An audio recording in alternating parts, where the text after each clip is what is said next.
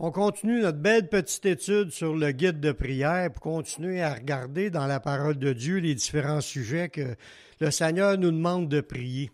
On veut prier avec l'intelligence. Ça veut dire qu'on étudie la Bible, on cherche les sujets de prière, ce que la Bible nous parle de ce qu'on devrait demander à Dieu. Moi, je pense qu'on a beaucoup de choses qu'on a à demander à Dieu. Qui se sent autosuffisant puis se sent accompli en toutes choses? J'en connais pas un. Donc, on a besoin de plein d'affaires pour continuer à grandir et à apprendre surtout à le découvrir. Ce soir, on regarde encore une autre facette de ce qui nous manque dans notre vie. Un sujet qu'il nous demande de prier pour qu'on ait une croissance. Demander à Dieu une croissance dans la connaissance, puis aussi dans la sagesse. Parce que veut pas, la sagesse a rapport avec la connaissance. Il faut que tu connaisses pour pouvoir être sage. Si tu ne le sais pas, ça va être bien compliqué. Mais Dieu, il veut nous développer cela, mais pas de n'importe quelle sagesse. Parce que le monde, il y a de la sagesse dans le monde. Mais la sagesse du monde est folie devant Dieu. C'est la sagesse de Dieu qu'on a besoin. Ce que Dieu lui déclare sage, que Dieu, lui, sa manière de voir les choses, il n'analyse pas la vie avec les mêmes idées que le monde l'analyse aujourd'hui. Le monde, dans sa sagesse, devient rétrograde moralement. Puis dans tout ce qui se passe aujourd'hui, ça se détériore, puis ça devient même gênant et compliqué à vivre parce que tu rouvres la TV, tu peux avoir des annonces publicitaires avec des affaires qui nous déplaisent. Fait que, tout est rendu corrompu sur bien des points. L'idée, c'est que Dieu veut nous donner sa sagesse, mais il veut qu'on y demande. Il veut nous donner de la connaissance de sa parole, nous faire comprendre les choses plus en profondeur. Il veut pas qu'on reste des chrétiens juste comme de surface. On sait que Jésus est mort, puis ça s'arrêtera là. Il y a bien plus que ça à apprendre. Jésus veut qu'on soit enseigné, puis qu'on apprenne en plus profond pour que ça puisse être vécu. La connaissance des choses de Dieu est en pratique. Il n'y a pas juste de la théorie. Dieu veut nous amener dans la pratique. Comment arriver à croire dans la connaissance de Dieu, puis comment arriver à avoir la sagesse d'en haut, ses révélations, ses directions pour développer notre discernement? Comment est-ce qu'on peut arriver à avoir cela? Première chose, il faut commencer à le demander. Parce que ça vient de Dieu. C'est pas quelque chose qui est automatique. Des fois, on pense qu'on en sait assez. Mais en réalité, celui qui pense savoir, et en réalité, devant Dieu, il ne sait pas. Tu ne sais pas. T'es mieux de te humilier puis d'avouer que tu ne sais pas pour continuer à le demander puis qu'il continue à t'en donner. Parce que Dieu, lui, résiste aux orgueilleux, mais il fait grâce aux humbles. Fait que c'est en s'humiliant et en avouant qu'on a besoin de sa sagesse qu'il va nous en donner, qu'il va se révéler. On va le demander puis il va nous la donner. Parce qu'il faut arriver à comprendre que tu ne peux pas comprendre Dieu puis comprendre sa connaissance qu'il nous a révélée sans que Dieu te la révèle. C'est aussi cela. Tu peux lire la Bible sans saisir les vraies idées. Il y a plein de monde dans le monde, puis des religions dans le monde qui prennent des versets ici et là, puis ils les amènent dans leur message. Mais c'est lu avec des gens, par des pensées de personnes qui pensent humain, en manière humaine. Si tu veux aller dans le spirituel, tu n'as pas le choix de te laisser guider par le Saint-Esprit. C'est lui qui nous communique ses révélations. Pour comprendre la révélation de sa volonté exprimée dans sa parole, ça nécessite l'intervention du Seigneur. Éphésiens 3.3, l'apôtre Paul, qui est le gars tu regardes ce qui est écrit, là, puis il en sait pas mal, hein? Mais il dit, c'est par révélation que j'ai eu connaissance du mystère sur lequel je viens d'écrire en peu de mots. Il dit, c'est des révélations. Il était choyé d'avoir ces révélations-là parce que c'est pas tout le monde qui a eu ces révélations-là. Lui les a eues, c'est même arrivé par bout qu'il est allé exhorter les 12 apôtres dans certaines affaires qui n'étaient pas encore dans la vraie révélation. sur les points du salut envers les païens, puis au niveau de la loi, l'importance de la loi pour le salut. Il y a toutes sortes de choses qui ont été éclaircies par les enseignements de l'apôtre Paul. Mais lui, il a dit que ça ne vient pas de lui. Ça dit, quand que Jésus il a apparu pour le sauver, ça dit qu'il l'appelait à être un témoin de parmi les nations. Puis il dit, tu vas servir de témoin pour les choses que je t'ai apparu là et pour lesquelles je t'apparaîtrai. C'est que Jésus a apparu plusieurs fois à l'apôtre Paul pour y expliquer des choses que les gens avaient besoin de savoir. Fait que c'est pour ça qu'il disait, c'est par révélation que j'ai eu la connaissance.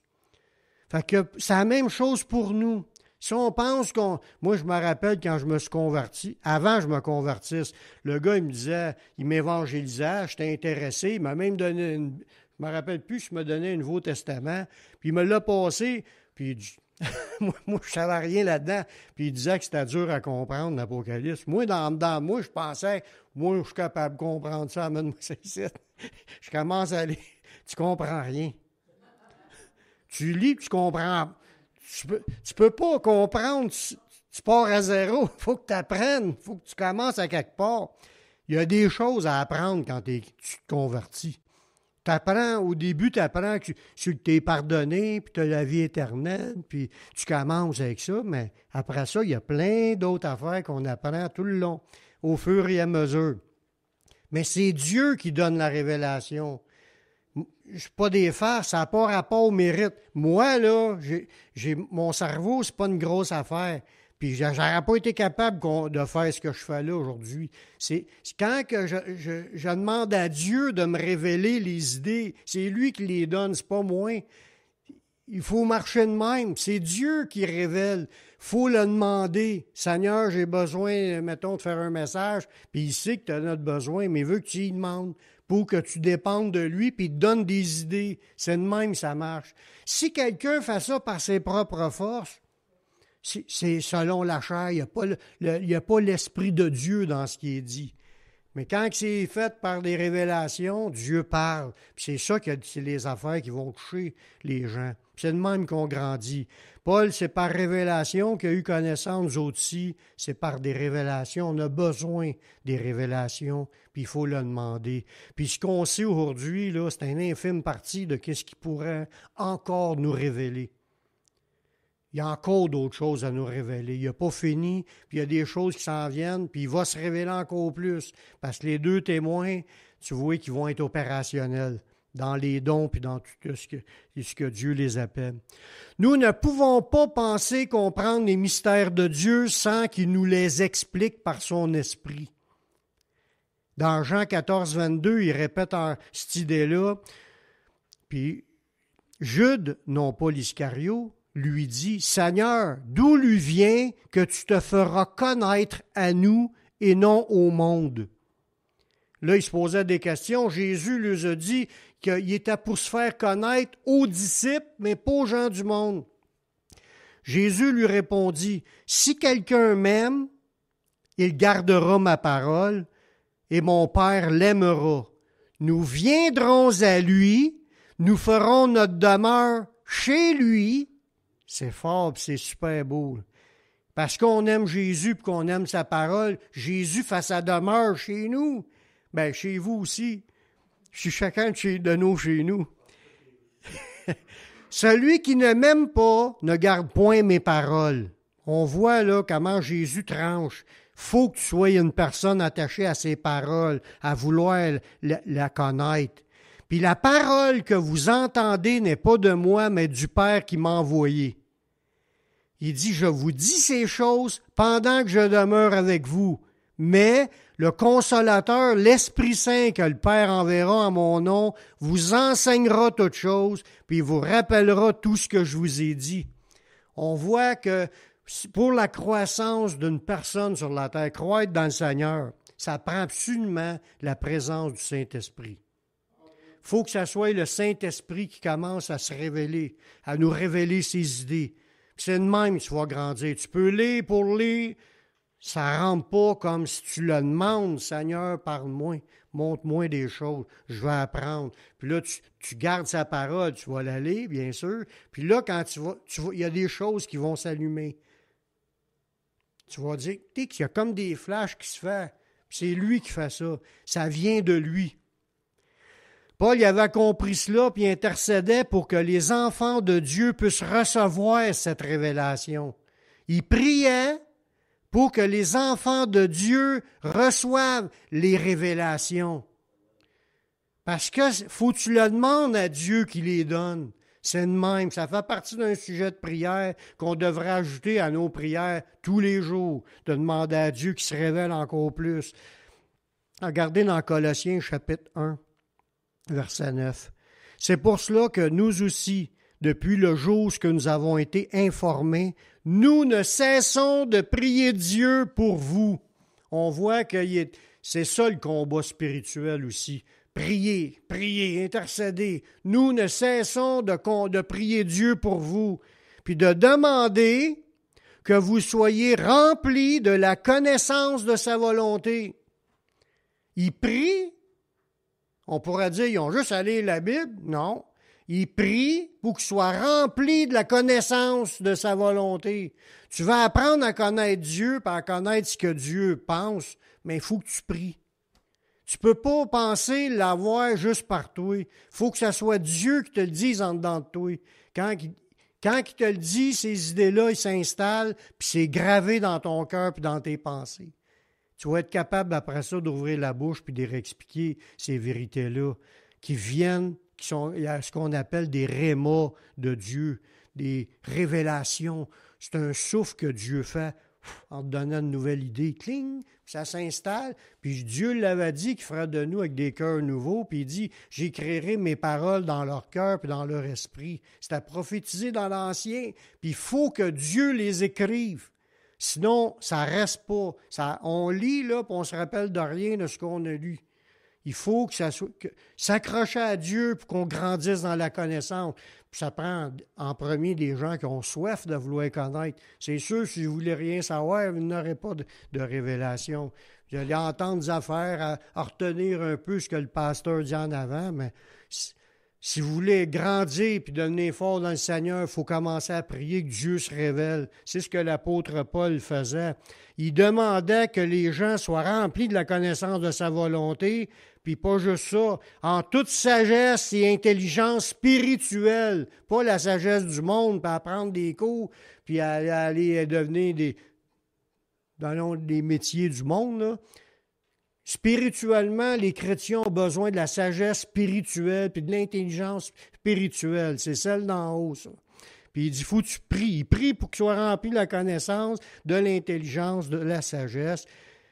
Puis au verset 10, ça dit à quoi que ça sert, ça, là? Pour marcher d'une manière digne du Seigneur et de lui être entièrement agréable. Si tu veux être agréable au Seigneur puis marcher d'une manière digne du Seigneur, tu as besoin de la révélation que le Seigneur va te mettre en toi, de la connaissance, de l'intelligence puis de la sagesse de Dieu. Amen. On a-tu soif de ça? On veut-tu continuer à apprendre, mais à apprendre les affaires qui vont avoir une portée? Parce que quand Dieu révèle de quoi, puis tu le répètes, là, ça a un impact dans le cœur des gens.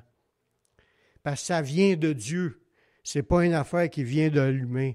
Puis là, il dit, vous allez porter des fruits en toutes sortes de bonnes œuvres, puis tu vas croître dans la connaissance de Dieu. À cause qu'il prie, tu vas même croître dans la connaissance de Dieu. Si vous voyez que tout va ensemble. Tu pries pour l'avoir, puis quand tu notes, tu portes du fruit, puis tu continues à grandir en connaissant davantage Dieu de jour en jour. Parce que quand on parle du mot connaître, c'est pas juste savoir.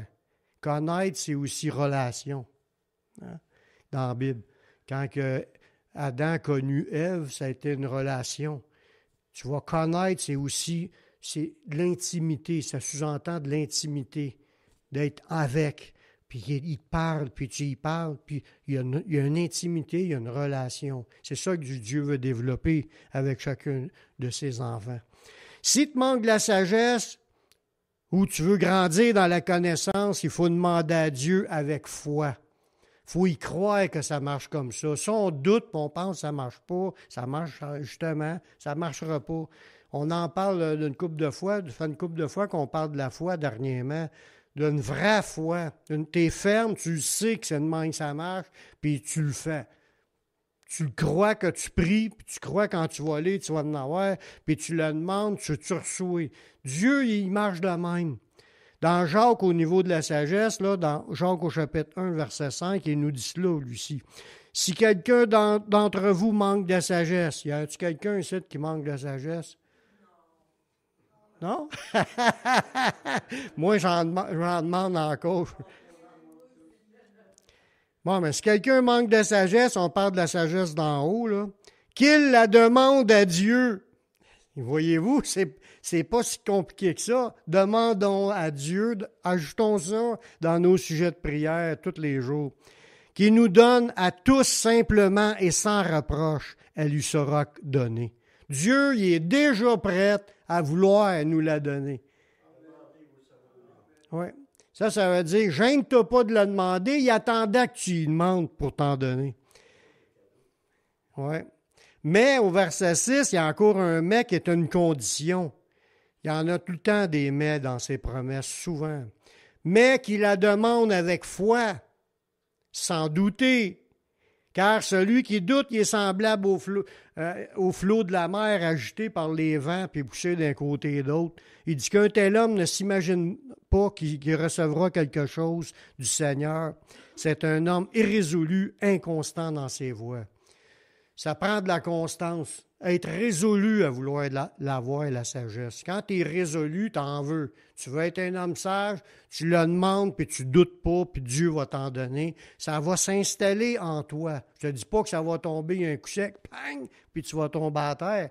La sagesse va s'installer au fur et à mesure que tu lis, puis que tu médites la parole, tout en ayant demandé à Dieu qu'il t'en donne. Les lumières s'allument.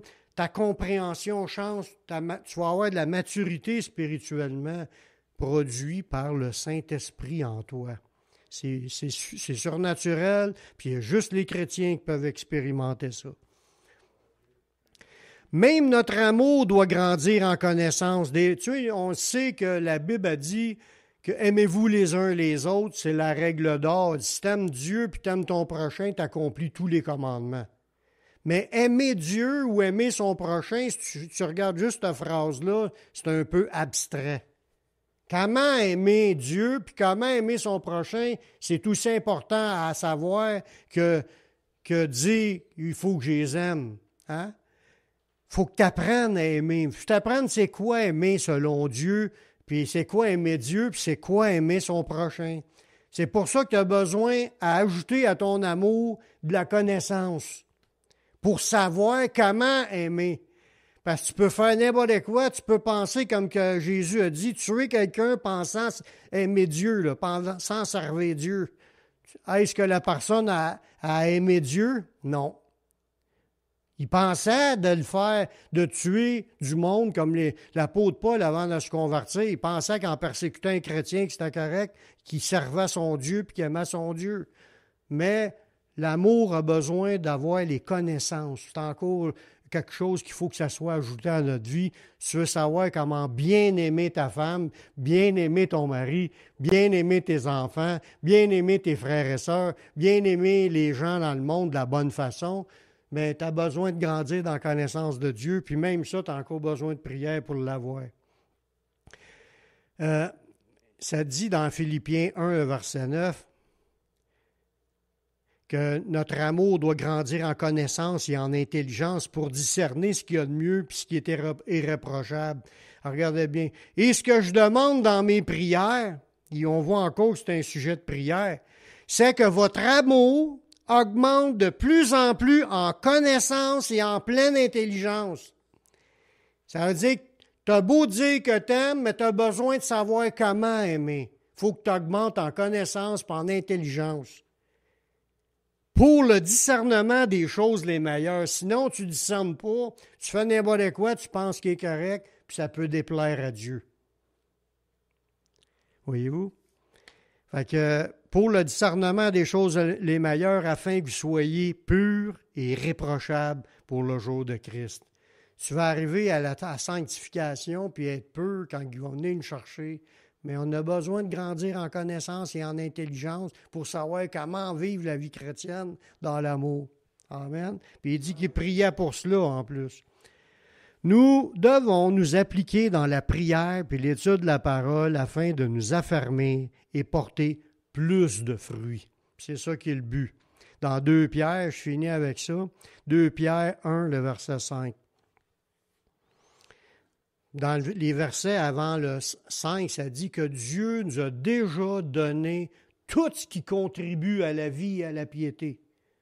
Tout ce qu'on avait besoin pour vivre pieusement en Jésus, puis avoir la vie, puis être sauvé, puis la vie éternelle, l'avoir déjà ici, avec la présence du Saint-Esprit, là. Il nous a déjà donné tout ce qui contribue à la vie et à la piété. Fait que quelqu'un qui dit « je ne suis pas capable », c'est pas ça que Dieu dit. Il dit qu'il nous a déjà donné tout ce qui contribue pour y arriver à ce que tu sois pieux. Pieux, c'est quelqu'un qui cherche Dieu, qui prie Dieu, qui loue Dieu, qui sert Dieu. Une personne pieuse, c'est quelqu'un qui il nous a déjà donné tout ce qu'il faut pour être des personnes pieuses. Amen. Là, on tombe dans l'autre verset après. À cause de cela même, là, on voit que ce que le chrétien est appelé à faire. Faites tous vos efforts. Là, on voit que le chrétien, il y a de quoi un effort à faire. Parce que ça ne vient pas tout seul. Faites tous vos efforts pour joindre à votre foi, parce qu'on a commencé avec la foi.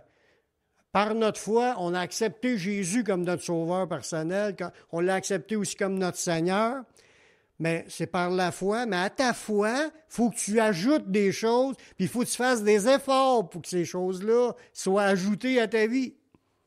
Y a-t-il des amens à quelque part? Il faut que tu joignes à ta foi la vertu. La vertu, là, une personne vertueuse, c'est quelqu'un qui a une attitude constante à vouloir faire le bien, à vouloir être une bonne personne. Fait que tu as beau en dire que tu as la foi, si tu ne veux pas devenir une bonne personne, tu n'en vas pas dans la bonne direction. Il faut que tu deviennes une personne vertueuse, pleine de talent au service des autres, en train de bénir les gens. Bon. Il faut que tu fasses tes efforts pour arriver à cela.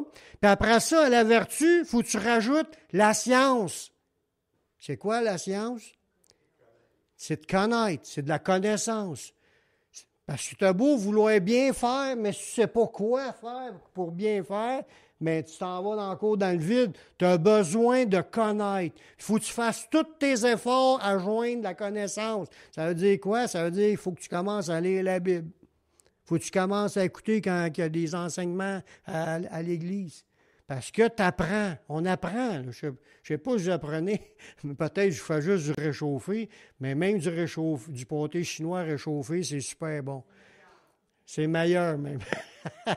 Mais on se maintient là-dedans pour qu'on trouve, on se garde dans la vision du plan de Dieu.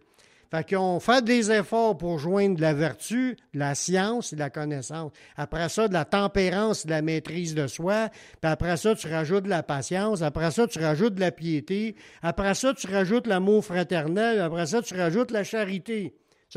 C'est tous des enchaînements qui ont toute une suite logique quand Paul les a écrits, ces points-là. T'ajoutes ça, t'ajoutes ça, t'ajoutes ça. Puis au bout de la ligne, au verset 8, qu'est-ce qui va arriver au bout de la ligne? Car si ces choses sont en vous et qui sont en abondance, elles ne vous laisseront point oisifs ni stériles. Ça veut dire que tu vas être un producteur de fruits dans ta vie. Si tu as fait tes efforts pour que ça rentre dans ta vie puis que ces choses-là soient appliquées, tu vas être une personne pleine de fruits aux yeux de Dieu. Puis ça ne te laissera pas point oisif ni stérile pour la connaissance de notre Seigneur Jésus-Christ.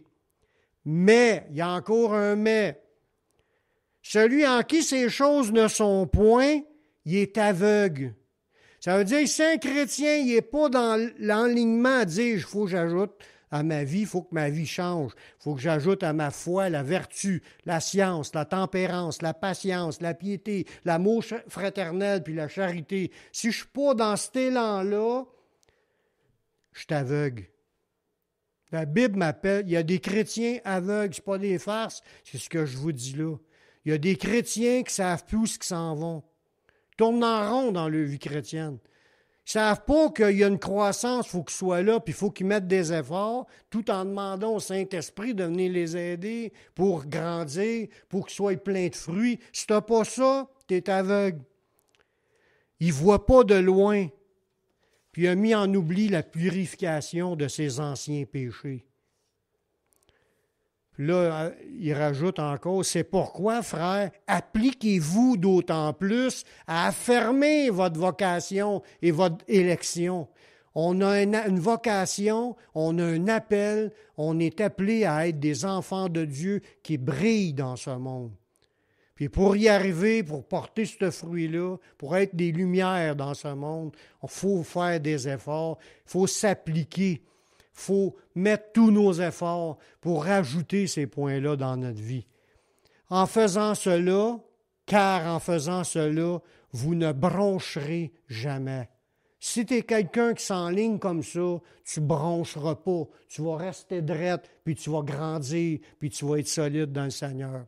C'est ainsi, quand tu es dans ce chemin-là, que l'entrée dans le royaume éternel de notre Seigneur et Sauveur Jésus-Christ vous sera pleinement accordée. C'est fort, là. C'est fort, ces versets-là. Celui qui est aveugle, c'est pas sûr. C'est quand tu es dans ce chemin-là que c'est pleinement accordé. Fait que je vous encourage, frères et sœurs, à être à la recherche de la connaissance, puis de l'intelligence, puis de la sagesse de Dieu en le demandant, puis en croyant que quand tu le demandes, le Saint-Esprit va venir le faire en nous. Amen.